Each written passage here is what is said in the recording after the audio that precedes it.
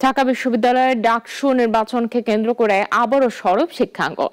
তবে অতীতের বিতর্ক আর ছাত্র রাজনীতির প্রতি শিক্ষার্থীদের বিরূপ মনোভাব এবার ভিন্ন ধরনের জনপ্রিয়তা এনে দিয়েছে স্বতন্ত্র প্রার্থীদের। তবে ডাকসুর সাবেক নেতারা বলছেন, জাতীয় প্রশ্নকে উপেক্ষা করলে ঐতিহ্য হারবে ডাকসু। ডাকসু থেকে গড়ে ওঠা নেতারা বাংলাদেশের জন্মের ইতিহাসে রেখেছেন গুরুত্বপূর্ণ ভূমিকা। স্বাধীনতার আগে বা পরে এর ছিল গৌরবময় ঐতিহ্য। অগ্নিকন্যা প্রয়াত মতিয়া চৌধুরী, তোফায়েল আহমেদ কিংবা আমানুল্লাহ আমান, যাদের ভিত ছিল এই ডাকসু।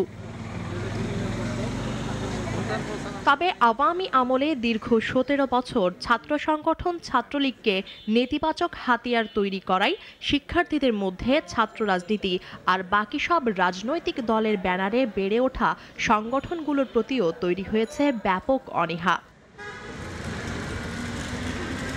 বলা যায়, এরই ধারাবাহিকতায় এবারের ডাকসু নির্বাচনে আলোচনার কেন্দ্রবিন্দুতে স্বতন্ত্র প্রার্থীরা।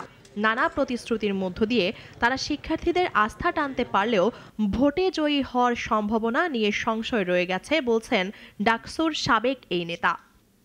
সরাসরি রাজনীতির সাথে যুক্ত লাইক বিএনপির ছাত্রদল কিংবা শিবিরের একটা কিংবা বামদের, এগুলো সবগুলো ডাইরেক্টলি পার্টি রাজনীতি বলে চিহ্নিত এবং প্রতিদ্বন্দ্বিতা তাদের মধ্যেই হচ্ছে বলে আমার মনে হয়। স্বতন্ত্র প্রার্থী কেউ জিতলে আমি বুঝবো যে আমি খুবই ভুল স্টাডি করেছি, কিন্তু আবার এরকম মনে হচ্ছে না। ডাকসুর নির্বাচন শুধু শিক্ষাঙ্গন নয়, দেশের জাতীয় রাজনীতিতেও প্রভাব ফেলে। এ নিয়ে তিনি বলেন, জাতীয় প্রশ্নকে উপেক্ষা করে কোনো ইতিবাচক ফল পাওয়া সম্ভব নয়। হেট পলিটিক্স হ্যাশট্যাগ একটা গ্রুপ হয়েছিল, অথচ ৫ আগস্টের পরে দেখছি যে ছাত্ররা যত ব্যাপক পরিমাণে রাজনীতিতে অংশ নিয়েছে, অতীতে এরকম হয়নি।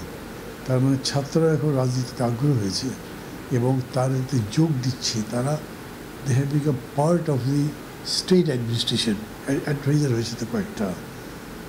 তো সেই জায়গাতে এখন এমনভাবে নির্বাচনটা করা হচ্ছে যাতে জাতীয় রাজনীতির প্রভাবই না থাকে। অতীতের অভিজ্ঞতা আর বর্তমান প্রেক্ষাপট মিলিয়ে এবারের ডাকসু নির্বাচন ঘিরে শিক্ষার্থীদের প্রত্যাশা স্পষ্ট আর দলীয় প্রভাবহীন সত্যিকারের নেতৃত্ব। ডাকসু নির্বাচনের মধ্য দিয়েই তৈরি হয় দেশের ভবিষ্যৎ নেতৃত্ব।